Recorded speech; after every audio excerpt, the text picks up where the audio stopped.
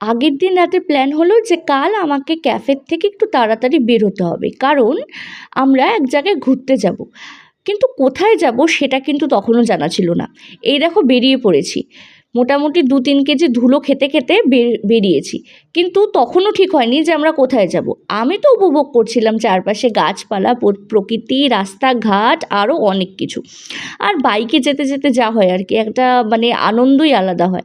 আর বিশ্বাস করো, এই রাস্তা দিয়ে যেতে যেতে মানে আমার একটা গান খুব মনে পড়ছিল, সেটা হলো ওই বাজিমাত সিনেমার একটা গান আছে না, চেনা চেনা এই পথ ছেড়ে তুমি আমি আরও দূরে, ঠিক ওই গানটা আমার মনে পড়ছিল। তা আমরা ফাইনালি পৌঁছলাম সেবকে। সেবকে পৌঁছানোর পর সেখান থেকে রিটার্নও করলাম। রিটার্ন করার সময় ভাবলাম যে মোমো খাবো, চা খাই আর মোমো। কিন্তু আমার সত্যি এই জিনিসটা জানা ছিল না যে সেবকের আশেপাশে কোনো ননভেজ মোমোই পাওয়া যায় না কোনো দোকানে। ননভেজ সব কিছু পাওয়া যাচ্ছে, অথচ ননভেজ মোমো পাওয়া যাচ্ছে না।